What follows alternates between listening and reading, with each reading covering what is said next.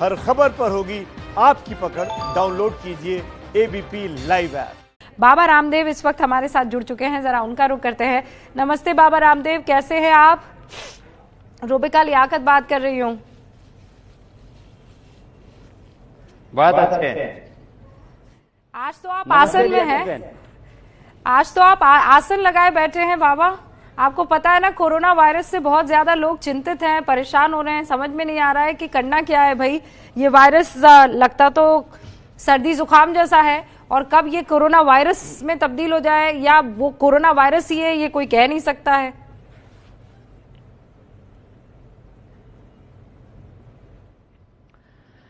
पहली बात तो यह है रूबिका जी कि सामान्य सर्दी जुकाम बुखार जो वायरल इन्फेक्शन आदि होते रहते हैं अभी इस समय भी, क्योंकि सर्दी के बाद जब गर्मी की ऋतु में हम प्रवेश कर रहे हैं तो इस समय सामान्य रूप से सर्दी जुकाम बुखार ये संक्रमण की बीमारियां होती है। तो हर सर्दी जुकाम बुखार कोरोना वायरस नहीं है, ये बात पक्की है। देश में लाखों करोड़ों लोगों को सर्दी जुकाम सामान्य बुखार होता है, एक बात।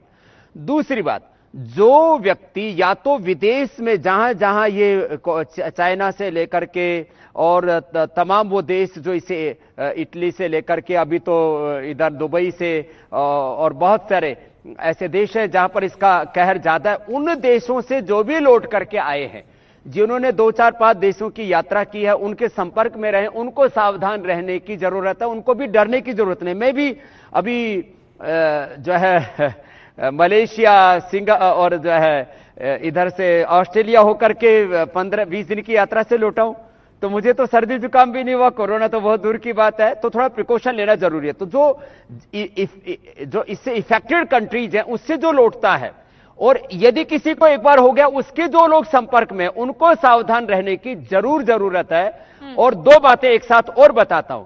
कोरोना के लिए यदि जो भी ट्रीटमेंट एलोपैथी में भी है, क्योंकि सिम्टोमेटिक ट्रीटमेंट होता है इसमें, अभी तो वायरस का तो कोई ट्रीटमेंट नहीं है, लेकिन इसमें एक बात जरूर है, जिनकी इम्यूनिटी लो है उनके मौत होने की ज्यादा संभावनाएं हैं, चाहे वो बच्चे हैं, चाहे वो 50-60 साल से उम्र के ज्यादा के लोग हैं। तो इम्यूनिटी के लिए सबसे अच्छा है कि भस्त्रिका, कपालभाति, अनुलोम विलोम प्राणायाम करें।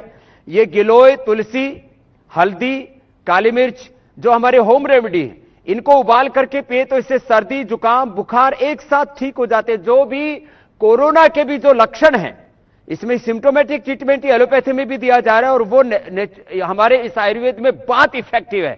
ये सबसे बड़ी एंटीवायरस, एंटीबैक्टीरियल, और ये इसमें जबरदस्त प्रॉपर्टी है गिलोय में। तो गिलोय का काढ़ा पिए, और इसमें तुलसी, हल्दी, थोड़ी काली मिर्च डाल लें, तो उससे इसके जो सिम्टम्स हैं कोरोना के, उससे अपने आप को बचा सकते हैं। जिनको नहीं हुआ है वो अपनी इम्यूनिटी बढ़ा सकते हैं। और यदि किसी भी कारण से ऐसे लोग संपर्क में आते हैं, क्योंकि आंख से, नाक से, मुंह से, तीनों जगह से इसका जो वायरस है वो हमारी बॉडी में एंटर करता है, और सबसे पहले हमारे रेस्पिरेटरी सिस्टम पर अटैक करता है। उसके बाद थोड़ा फीवर आता है, और धीरे धीरे करके हमारी बॉडी के ऑर्गन्स फिर फेल होने लगते हैं और आदमी की मौत तक हो सकती है। तो सबसे बड़ी चीज है अपनी इम्यूनिटी को बढ़ाना। और सामान्य सर्दी जुकाम वाले लोग कभी भी किसी भी प्रकार से आतंकित ना हो। कई बार एक बहुत बड़ी अफवाह भी फैल जाती है, किसी को भी सर्दी जुकाम हो रहा, मेरे जो कोरोना तो नहीं होगा। ये कहीं से आसमान से उड़ करके आकर के नहीं होता है। इसकी जो सीमा है वो बहुत थोड़ी होती है इस वायरस के सर्वाइव करने की। तो ये इन्फेक्टेड व्यक्ति से ही होगा। ये अलग बात है कि चाइना में मांसाहार से भी हुआ है, चमगादड़ और उसके द्वारा दूसरे जीवों के संक्रमण, और मांसाहार के द्वारा ऐसा हुआ है। ऐसे एक मान्यता ये भी है, कुछ दूसरी भी मान्यताएं है, लेकिन है ये एक वायरस, और ये कहीं आसमान से आकर के उड़ करके नहीं फैलता है। अच्छा बाबा रामदेव, आपने कहा कि इम्यून सिस्टम इस वक्त बढ़ाने की बहुत जरूरत है, और ये बात आप सही कह रहे हैं। डॉक्टर्स भी इस बात को कह रहे हैं कि जिनकी इम्यूनिटी लो होती है उनको ये वायरस अटैक कर सकता है, उसके चांसेस ज्यादा है। नॉट जस्ट दिस वायरस, मतलब कोई भी वायरस उनको तब अटैक कर सकता है। तो इम्यूनिटी कैसे बढ़ा सकते हैं फिर?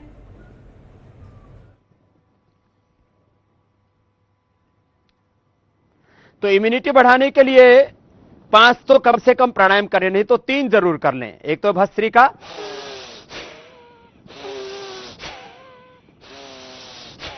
2 से 3 मिनट ये कर लें।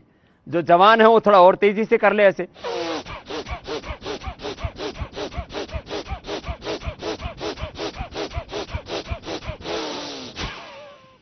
तो जो रूबिका लियाकत की तरह स्ट्रांग है और जो स्वामी रामदेव की तरह यंग हैं उनको तेजी से कर लेना चाहिए। जो बड़े बुजुर्ग हैं उनको आराम आराम से ऐसे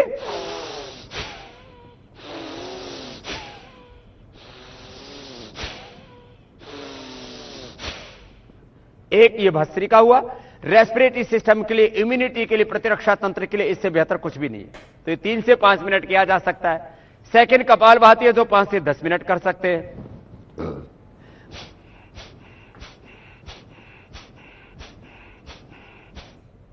भस्त्रिका में इनहेल में और एक्सेल में पूरी फोर्स लगाते हैं। इसमें एक्सेल करने में पूरी फोर्स लगाते हैं।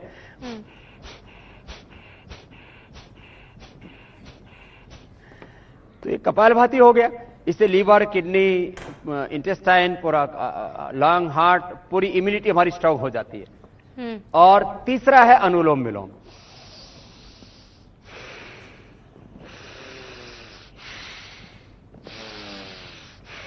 Alternatively breathing. तो ये 3 तो सबको जरूर करने चाहिए। स्ट्रेस के लिए, एंजाइटी के लिए, डिप्रेशन के लिए, बॉडी माइंड सोल के लिए वैसे भ्रामरी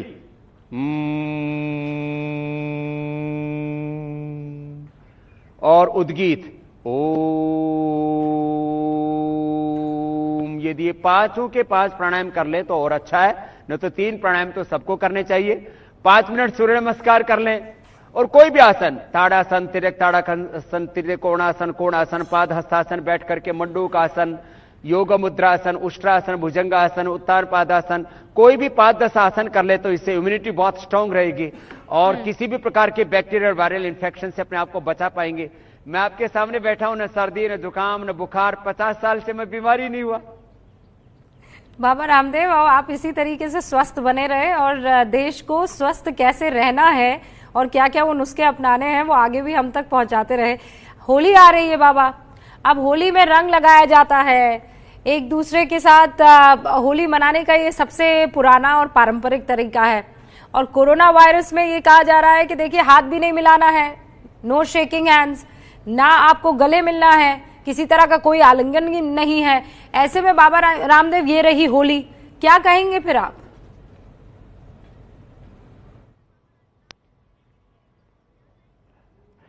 देखिए रूबिका जी, नमस्ते करके किसी का अभिवादन करना, थोड़ा सिर झुकाना, इससे अच्छा और क्या हो सकता है। हाथ मिलाने से इन्फेक्शन होने की 100% संभावना है। और विदेशों में तो लोग किस करते हैं, तो किसी को किस करने के बिना स्वाद ही नहीं आता, तो अब लोग आजकल फ्लाइंग किस भी करने लग गए।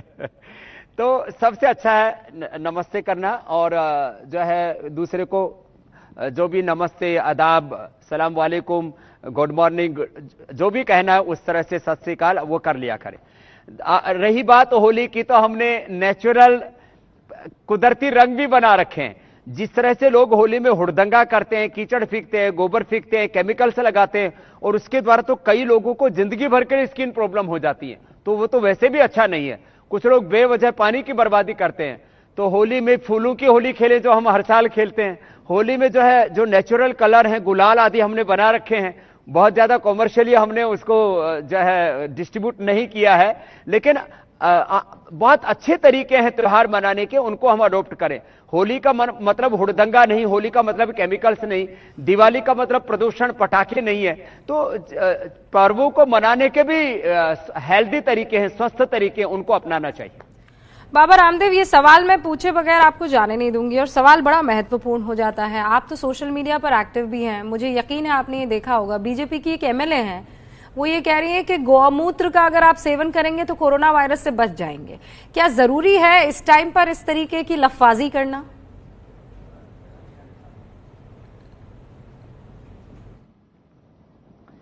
देखिए, गोमूत्र ओबिसिटी के लिए, फैटी लीवर के लिए, कॉन्स्टिपेशन आदि रोगों के लिए उपयोगी है। कुछ हद तक कैंसर जैसे रोगों में भी हमने उससे फायदा देखा, लेकिन कोरोना के संदर्भ में अभी तक मेरे सामने कोई इसके तथ्य नहीं आए।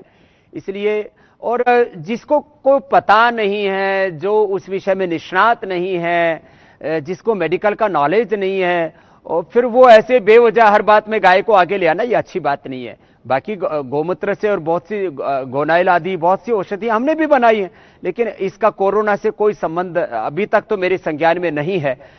शरीर की शुद्धिकरण के लिए अच्छा है, लेकिन मुझे आपकी यही बेबाकी तो पसंद आती है बाबा रामदेव, यही आपकी बेबाकी जो है, यही सर्वोत्तम है। यही बेबाकी में आनंद आता है फिर इंटरव्यू लेने का, कि साफ गोई से जो है सामने वाला आपके सवालों का जवाब दे बगैर किसी लाग लपेट के। बाबा रामदेव, आपके आश्रम में तो बहुत सारे सैलानी भी आते हैं, बहुत सारे फॉरेनर्स भी आते हैं, फिर उनकी स्क्रीनिंग आप कैसे कर रहे हैं, या उनका आना बंद कर दिया अभी आपने? देखिए, ये स्क्रीनिंग तो एयरपोर्ट पर भारत सरकार ही कर रही है, लेकिन वो भी आंशिक है। इसमें आपको मैं कुछ महत्वपूर्ण जानकारी भी देना चाहता हूं। देखो, कोरोना का जो वायरस है, ये सर्दी जुकाम की तरह एक वायरस है, थोड़ा स्ट्रॉन्ग वायरस है। ये नाक से, मुख से और आंख से भी प्रवेश करता है। मैं भी जब अभी ऑस्ट्रेलिया से लौटा, मलेशिया भी बीच में पड़ा था, वहां पर भी मैंने देखा करीब 80-90% लोगों ने मास्क लगाए हुए थे। तो मैंने भी लगा लिया, चलो भाई ठीक है लगा लेते, सबने प्रेशर किया कि साहब जी आप भी लगा लो, यद्यपि आपकी इम्यूनिटी अच्छी है। लेकिन आपको एक बात कहता हूं, मैं आया तो एयरपोर्ट पर मुझे चेक किया गया टेम्परेचर। मात्र टेम्परेचर चेक करने से आप जो है कोरोना को डिटेक्ट नहीं कर सकते। इसलिए भारत सरकार को इस बारे में और भी थोड़ा सोचना चाहिए। यद्यपि केस हिस्ट्री आदि सब चीज पूछा जा रहा है, जिन जिन देशों में कोरोना का अटैक है वहां की फ्लाइटें बंद कर दी हैं, ये एहतियात जो है ऑस्ट्रेलिया ने भी बरते। लेकिन मैं आपको यह बताना चाहता हूं कि जो इन जहां ज्यादा प्रकोप है जिन देशों में, उन देशों से कोई भी सैलानी आता है तो उसकी तो पूरी जांच पड़ताल किए बिना उसके संपर्क में दूसरे लोगों को नहीं आने देना चाहिए। चाहे वो हमारे घर का कोई व्यक्ति है, चाहे वो विदेशी कोई हमारा मेहमान है, जो हमारे यहाँ पर हेल्थ टूरिज्म के लिए योग सीखने के लिए आया, इंसानी क्यों ना हो, लेकिन अगर उसमें किसी तरह का कुछ डिटेक्ट किया जाता है तो सही बात है, वो किसी के संपर्क में नहीं आ सकता।